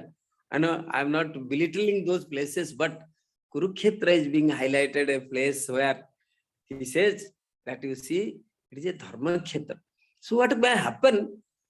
Duryodhana might get because of the place, greatness of the place, Duryodhana might, the place might change, transform the mind of the person who has gone there to fight. The place might influence the person. Place will have some impact on the person's psyche, mind. So what will happen? He will give up his ahang mamara abhiman. You see? So what will happen? He will say, okay, after all a piece of land, they are asking, what is the war all about? It is a land conflict or land. It is a quarrel for land. So give up some land and let them be there. We will also be there. After all, they are my cousins, and he was the king, his father was the king. So thinking that because of Dharma Kshetra, Madhusudana Saraswati says, Duryodhana's mind might change. And he may give some land also. Number one, this might happen. Who is thinking? Madhusudana Saraswati is giving a commentary on Dharma Kshetra by taking these two things into account. Because of Dharma Kshetra, that ahang and mama might go. And Duryodhana might give the land to Pandavas. That war might not happen. Therefore, the question is very relevant. Therefore, Kima Kurbata Sanjaya. Sanjaya, what are they doing? He is asking. Okay? There is another alternative. Who is thinking? Madhusudana is thinking. He is thinking that another alternative. Arjuna might think, after all, what is this fight for? This is a fight in which I have to kill my brothers, cousins, teacher, grandfather, and my nephews. All these people have to be killed, and all those who were my brothers-in-law, all these people, those who have taken side of Duryodhana, they will be killed. My people will be killed. What is it? What are we going to get out of this land fight? This conflict for land. So let me not fight. Let me not fight. But I don't want this war to take place. This thing can happen only because it is a Dharma Kshetra. Madhusudana is telling that Arjuna also might get rid of his ahang mama abhimana. Ahang mama abhimana, which he might get rid of, or Arjuna might get rid of. And in this background is set the whole context of the Gita. So therefore, and eventually what happened? Dharma Kshetra influenced the mind of Arjuna. And Arjuna told, I don't want to fight. Krishna, whatever we have come for fighting, but I don't want to fight. What is the point of fighting when I have to kill all these people with whom I have grown up? and who are going to, like, who are going to be our inheritors? For whom this kingdom? Kingnu Rajyena Govinda. Govinda, what is the kingdom for? For whom this kingdom? I don't want to fight. You may give me 101 arguments, but I am fed up with fighting. Sir, sorry, I'm taken back. I'm going back on my promise to go for the war. You might blow any amount of conch. All these people have the context of war. Everybody has started. So, in this whole thing, what is happening, friends, is the Vasudhana Saraswati is telling the war is to fight what? With Ahang and Mama. Dhritarashtra is doing. Mama kaha, mine. See, the Mama, what comes in the beginning itself. And Pandava, the other. Thinking of the other and thinking of mine. And here, the whole war is for what? Whole war. Now Krishna comes in, says, with whom are you fighting? You are not fighting with them. You are fighting with the two things. You are fighting with the concept of this. Like I and mine. Try to understand who is fighting, who is what, who is getting killed. In the end, nobody is killed. Nayam hanti nahanyate. This Atma is neither getting killed nor it kills anybody. That is the context. No, what is the context? The context is the context of knowledge. And here comes Advaita. Like there is like you can be very active. All action can be totally fruitful if you know who you are and then fight. And if you don't know who you are and fighting, there is nothing, that is what is called as death. Where you, like, for what? What is going to die? Atma does not die. What is going to die is only the body. And you are not the body. Okay? Now, this is now, this is what is spoken in the Ashtavakra Gita to whom? To Janaka. Janaka goes to Ashtavakra and Ashtavakra gives him this context of what is me and what is mine. Friends, I would like to tell you, whatever is mine is not me. First thing has to be understood in the Ashtavakra Gita is whatever is mine is not me. I have an elephant, I am not an elephant. I have a house, I am not the house. I have a wife, I am not the wife. So, mine is something different from me. Is the first thing that Ashtavakra is so beautiful, one of the best Gitas. I don't know how Ananta Babu got this idea to have a webinar on Ashtavakra Gita, but this is one of the best Gitas. At one point he says, Ayameva hite bandha brahmi bhavatum ichhasi. See, who is going to be liberated? If you have to be there for liberation to come, there is nobody to be liberated. What is the liberation for? What is the jigyasa for? Athato Brahma jigyasa or you jigyasa for who is going to have this desire? You should be there to have a desire. Therefore, in the 20th, there are 20 adhyayas in this verse. 20th adhyaya, I remember, he says, I'll come to this verse later on. He says, Kopadesa Koba Shastram. Kopadesa, to whom are you giving instruction? Teaching is for whom? Nobody there to be taking your teachings at all. Koba Shastram, where is the Shastra? Where is the text, treatises, all that you have made? Vasishya, where are the disciples? There is no disciple at all at the end of the day. And Kochava Guru, who is the teacher? Kochasti Purusarthova. Kochasti Purusartha. What is the Purusartha? They are talking about Moksha as a Purusartha, Dharma as a Purusartha, Kama as a Purusartha, Artha as a Purusartha. For whom? Who is having, this is keeping this in mind. Krishna says in the Gita, he says, dharma viruddha bhutesu kamosmi bharatarsava. I am kama. I want to have all the enjoyments, everything, fulfilling all my desires. By what type of desire you have to fulfill? This is what dharma viruddha bhuti. So that which is not against dharma. What is dharma? That is a context different. I am not going to that now. But vachasti purusartha. Where is the purusartha? Nirupadhehe sivashyame. All these things come when I have the upadhi.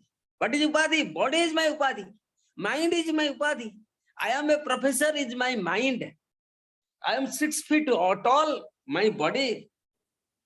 Okay. That I is associated with professorship. Body is associated with the tall, short, all these qualities. He says, these are all upadhi. And this is upadhi. Anything that you don't have, you bring onto you is called upadhi. Suppose a girl dances at Elizabeth or Cleopatra. Cleopatra is a upadhi for that particular girl called Elizabeth. Now I am essentially I am not Cleopatra. I am somebody to whom the Cleopatra comes as a role. Everything in the world as a role.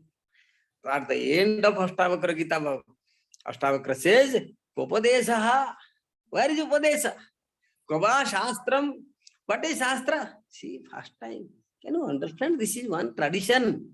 I want to tell all of you. He says, Shastras, tell me one tradition in the world where the book is, so to say, been taken as nothing. Book has no value at all. Tell me one tradition. One tradition, religious or philosophical, where book has no meaning at all. Here is one. Upadesa. Upadesa. Whom Upadesa? Upadesa is only for upadhi. Nirupadhehe sivashyame. I am the Shiva. I am the Mangala auspiciousness embodiment. For me, where is Upadesa? Where is Shastra? Who is my Shishya? Who is the Guru? Upasanta Jagat. Jagat has come to an end. You see, Upasanta Jagat, Jiva Shishya. This is what one of the very great thinkers of Advaita called Lakshmidhara, who was the nephew of Vidyaranya Swami, says Upasanta Jagat. Now, with the understanding, the Jagat has come to an end. Jagat has come to an end means Jagat is not gone. The understanding of Jagat has become in a different way. Jagat, Jiva, there is no Jiva. When Jagat is not there, Jiva is not there. Shishya, who is Shishya? Acharya, there is no Acharya, no Guru. Tell me one tradition where Shishya, Acharya, all these things are declared, thrown out from the scheme of doing philosophy.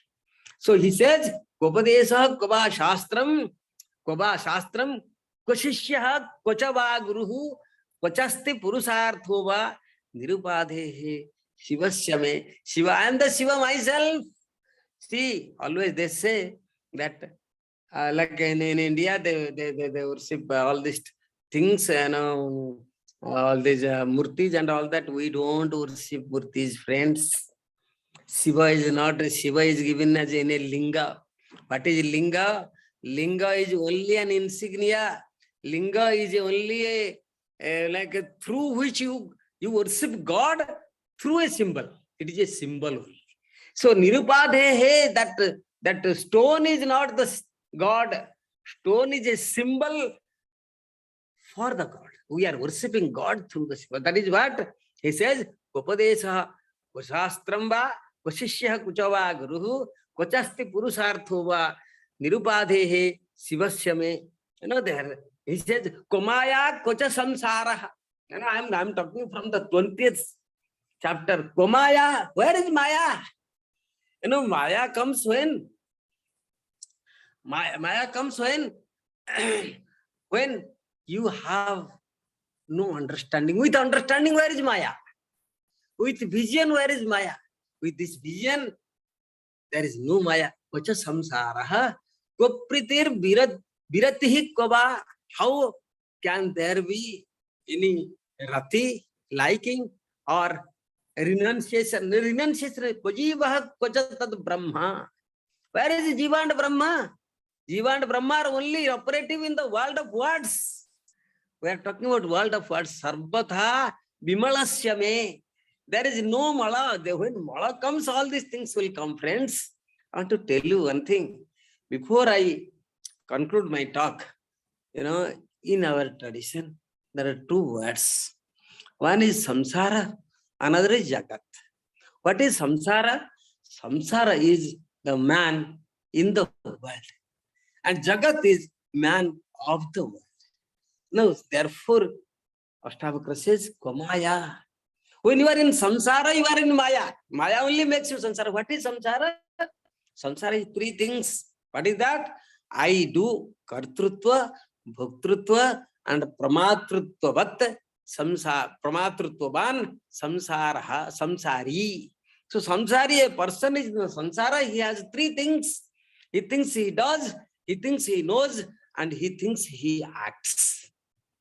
Kartrutva, bhoktrutva, he is an agent, he is the doer of action, he is the knower of things.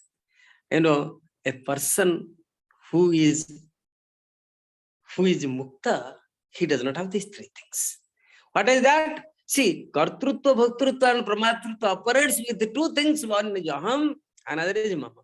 I and mine are basis for all these two things to happen samsara. So, what he says, Ashtavakra says, Kocha samsara. No, a person of that understanding will be in the jagat. Because Jivan Muktas have to be there. Jivan Muktas have to be there to show the path for liberation for others. Beyond the books and disciples and teachers. They are teachers for those who are yet to learn. Not those who have already learned or those who do not want to learn. So he says, Kocha samsara. Therefore, a Jivan Mukta is not in the samsara. He does not have kartrutva, bhoktrutva, and pramatrutva. He is not an agent of action. His actions are for the liberation of the world. Bodhisattva is accepted here. In the Mahayana tradition, a Bodhisattva waits till the last person is liberated. The liberation of the world is his motto. With the motto, a tribal poet from Orissa says, "Let my life go to the hell, but the world get liberated." You see, the Kojivaha, Vachatat Brahma. Why are you talking about Brahma and Jiva? There is no Brahma and Jiva once this. So Jivan Mukti is being invoked here. Sarvatha Vimalasyame. When Mala comes because of Maya comes, ununderstanding, ignorance has to be addressed. And this addressing this ignorance is the basis, is the thesis of this book. And I think, I will stop here. And this is the whole text is based on this particular idea of Jivan Mukti. And the context is the context of knowledge. Janaka, excels in asking such great questions. I don't have much time. Otherwise, I could have taken you a little deeper into the context of this Ashtavakra Gita and the contextualizing a Jivan Mukta in it. A Jivan Mukta, a person who shows the world the way to get liberated. And liberated out of the samsara and being in jagat. That's what is the text. That is why many places Ashtavakra says, Nasargo, Naswargo, Naivanarako, Jivan Mukti Erna Chaivahi, Bahunatra Kimuktena, Yoga Drushtya Nakanchana, Yoga Drushtya. Yoga Drushtya, when you see through the yoga, when you see through the mind, Dharma Vega Samadhi, what happens? There is nothing. Nasargo, Nacha Narako, Jivan Muktirna. What is Jivan Mukti? Who is Mukta? The person is not there. Like to be Mukta, because everything is only the consciousness. So that is why, it is one of the major texts which propounds the philosophy of Advaita. Many times the question comes with the Anirvachaniya. Shankara talks beyond that binaries. It is neither this nor this. No, it can be neither this nor that. That also Anirvachya. It comes in this in this Gita. He says Anirvachya Swahavasya. It cannot be spoken of as this or that. You cannot say that it is Sat or Asat. You cannot say that it is Sadasad Vilakshana. That is what Niswabhavasya Yoginaha is talking, praising the state of Jivan Mukta, and he says that Jivan Mukta should not be understood another state of man being in the world. He is a person of the world. The Hiryana says a Jivan Mukta is not man in the world. He does not have kartrutva, bhaktrutva, pramatrutva. What he does not have, ahang mama abhimana rahitya.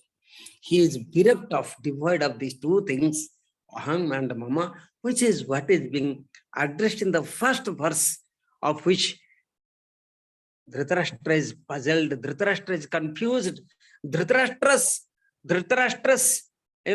blind,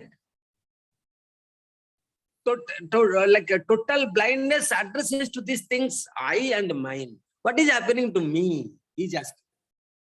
Krishna is telling at the end, there is no me, no mine.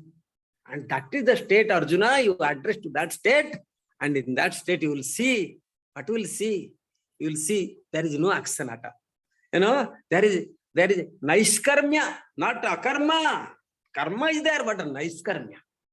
Naiskarmya is Brahma, consciousness, which is not separated from our essential self. So the whole Ashtavakra Gita invokes and brings us the understanding on the best text in the whole tradition of Advaita Vedanta, like that which gives you in a very clear way. It does not have the confusion as we have in that other text. It is very clear, like it gives you, the essence of philosophical understanding, which has many millennial tradition backing this. Thank you very much, Ananta Babu, for this opportunity. Thank you, Professor Mishra. So when philosophical journey itself becomes a path of co-enlightenment, we could sense that. So lovely. So dear friends, we are slowly embraced by the touch of time, but quickly let us listen to Dr. Devendra Tiwari, please.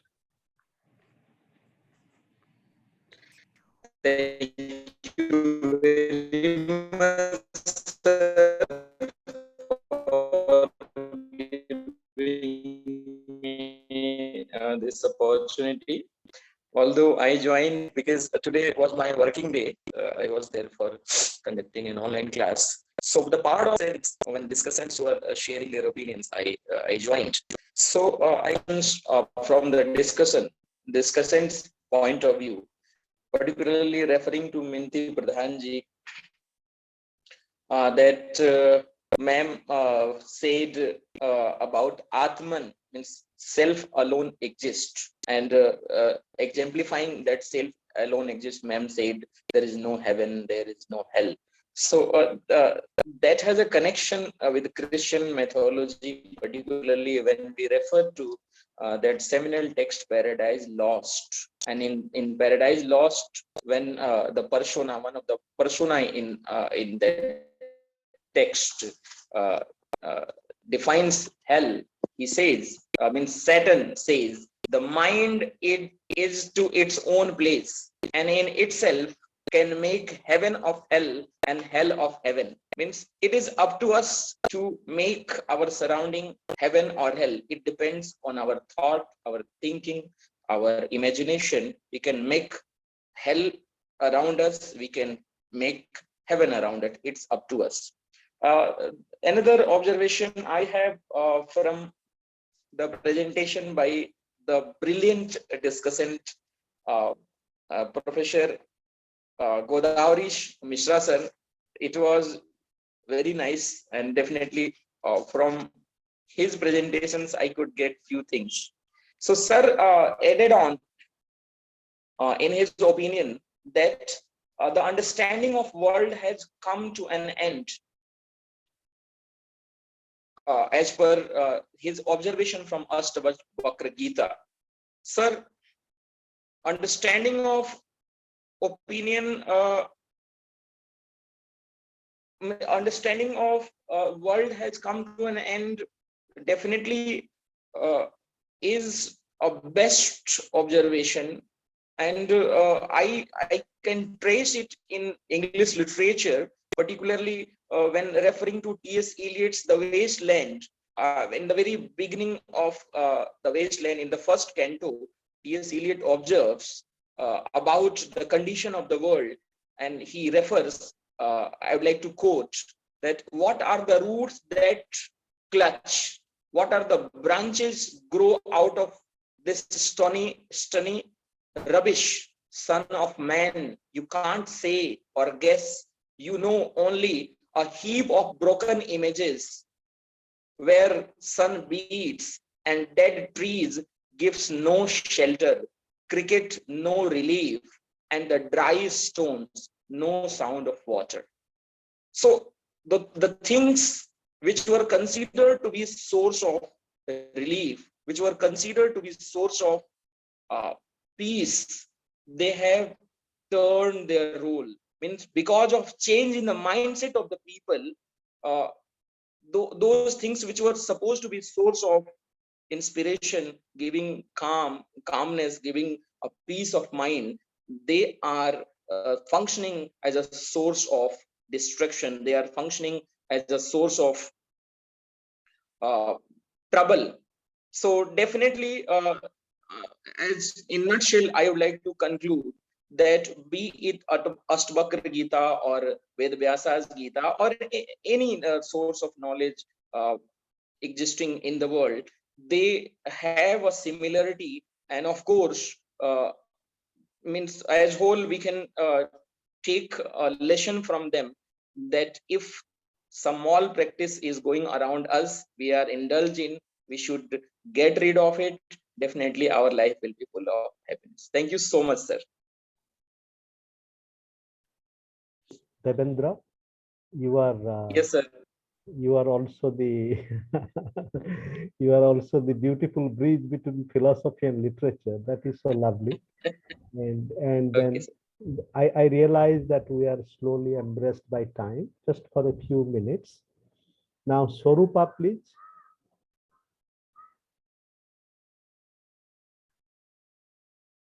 Swarupa, you can unmute. And we have Krishna Nayak. Krishna Nayak. Krishna, please.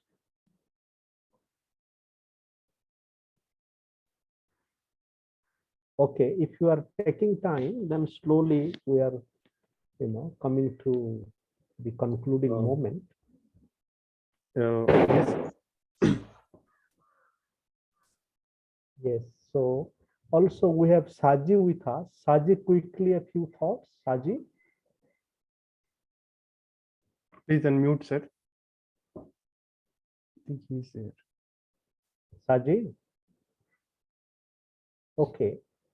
So if you are taking time, then slowly we'll come to an end. I just wanted to add that it has been very enriching and many thoughts. For example, desire, and as Professor Mishra said that yes, desire is that how do we nurture desire? In sociology, in fact, a political sociologist from Germany, Klaus Oppe, many years ago, almost 30 years ago, in his essay, Democracy and Moral Institutions, he says that how do we make a distinction between more desirable desire and less desirable desire? So, and then about Professor Mishra is pointing to Jivana Mukti and Jivana Mukta. And with reference to yoga in Ashtavakra Gita. Therefore, Jivana Mukta is also Jivana Yukta. And so that part of Jivana Yukta. And another thought here is that Ashtavakra Gita, like even Bhagavad Gita, in the way Bhagavad Gita, is a river, and it is not very easy to classify, and there is reference to Sankhya, there is reference to many. In a way, Bhagavad Gita was a confluence of many streams. And my submission is that reading Ashtavakra Gita is also an open journey. And Advaita is one. Of course, there is deep Advaitic dimension, but there are also, it is an open river in which we can join from wherever we are.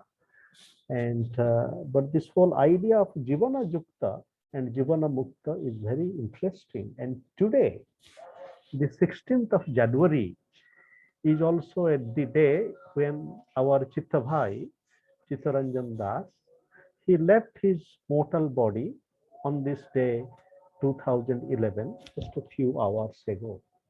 And it is so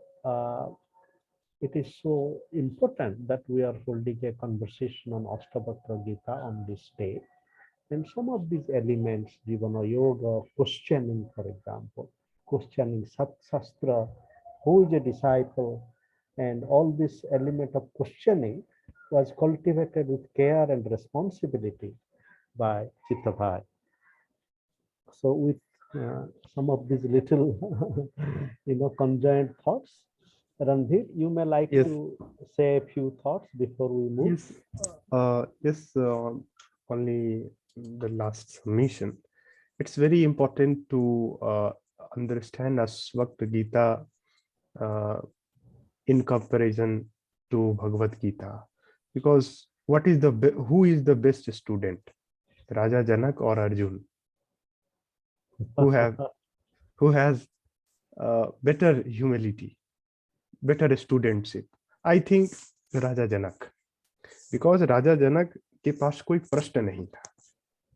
He was just insightfully observing, and that is the the Professor J. Mishra also highlighted the context of the Kurukshetra, and the context of Ashtavakra Gita is totally different. That is why we have two new realization of truth for that matter. So in that spirit, we have to think about Ashtavakra Gita, and I belong to Mithilanchal. So Mithilanchal has great philosophical,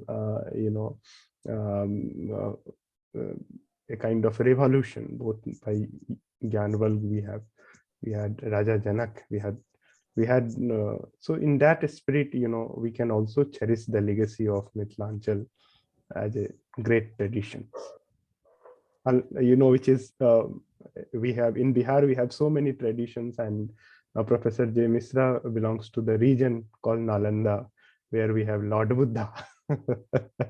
And so sometimes we can compare the philosophy of Lord Buddha, self-realization, and the philosophy of Ashtavakra Gita, self-realization. So in that spirit, we need to understand these are very important ideas. Thank you so much, sir. Now, and one quick linking thought is Ananta, just wanted to tell you, the speaker who spoke just now gave a very good, like he really brought out many things, He said that Janaka is very important, right? Because, the questions are more important than the answers. See, he very, like very nicely, like I've not seen him before. Maybe I might have seen also. Like questions, Janaka is very important. Questions.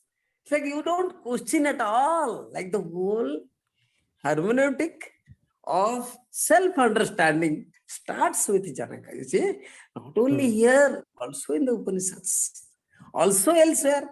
Janaka is so important, as I really told in going in that direction, I must say, like, I should not be misunderstood. Buddha was a great Vedanti. Because he's addressing the question of human liberation. You see? He's asking questions more than he's answering. Thank you very much, whoever spoke, like, very, very well.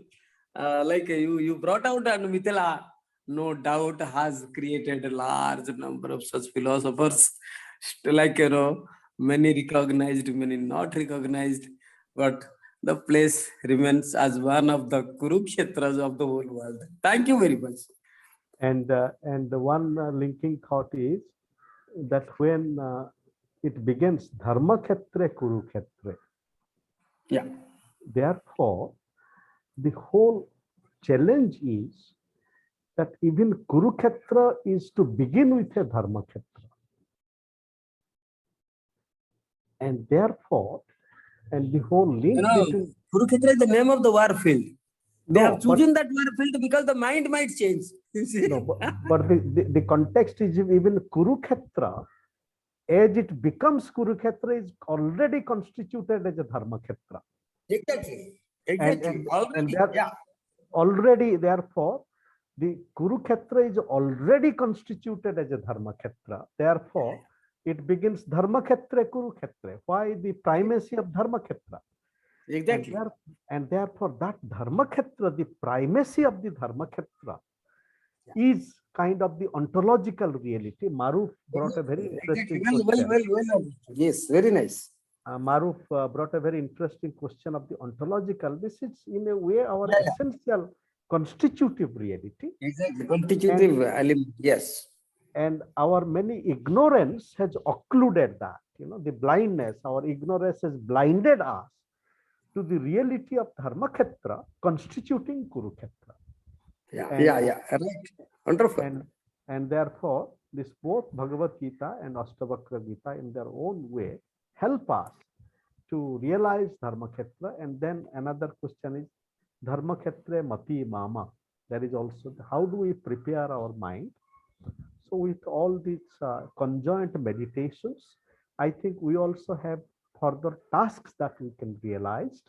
So with Janaka and Mithila tradition, not only Janaka, but also Vidyapati, the song, and painting. So Randhir and Professor Mishra, we can think of an exploration of that after 2 to 3 months with adequate preparation, and therefore philosophy becomes really, it is not only the geopolitical, but the geo-philosophical and the geo-spiritual, wherever we are, our roots of blossoming, that we are discovering that. So then slowly we would come to a conclusion. Randhir and Dr. Singh, please. I would request Dr. Devendra Tiwari, sir, to kindly offer vote of thanks. Thank you very much, sir. It's my honor and privilege to extend this vote of thanks at this august moment. On behalf of Raffles University and Vishwaneedam Center for Asian Blossoming, I extend this vote of thanks to the distinguished speaker, Professor Gautam, who initiated, and it was a very inspirational and motivational thinking, and particularly, although I am having a list to whom I have to express my vote of thanks, but particularly referring to the discussion by Professor Godavarish Mishra sir, it was really like Ashtavakra was preaching and that Gita was coming out. So I would like to express my deep felt gratitude to Professor Ananta Giri sir for being the moderator and a source of inspiration for such motivational talks and enriching us with the rarest of the rare philosophy, which every audience is getting benefit of. So thank you so much, sir. My heartfelt gratitude to Dr. Maruf Shah sir for being an active discussant and presenting his thought, particularly having an association of his ideas by quoting transcendental thoughts with the philosophy presented by Ashtavakra Gita. So thank you so much, sir. My thanks are due to Professor Meera Chakravorty ma'am for her benign presence and presenting her observation in this webinar. Thank you so much, ma'am, particularly bringing that concept of binary and non-binary, and it was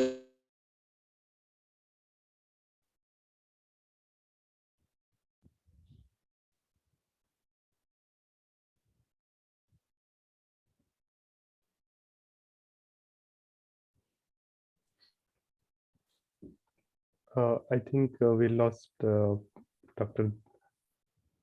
Tiwari's connection. the powerful speaker,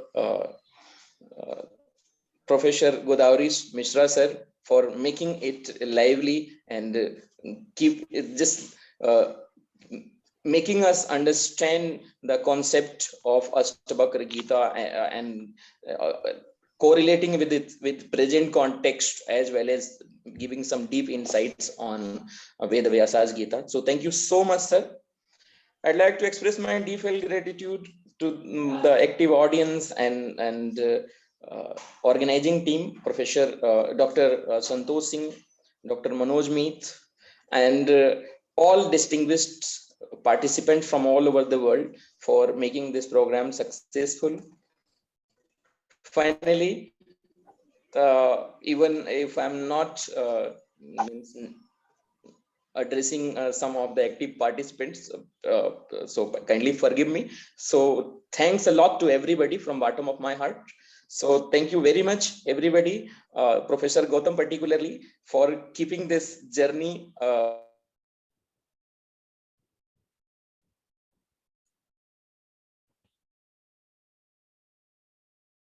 Thank you, Devendra. And both Randhir and myself would like to share that tomorrow we are also having a dialogue on social theory. So please to join us. We'll put it on Facebook and our page. Yes, thank you so much. And thank you so much, Professor Gyan Gului, Niti Pradhanji. Thank you. Dr. J. Mishra sir from Nalanda University, Anant Kumar Giri sir. Thank you so much. Mahfuz sir, Raji sir. Thank you so much.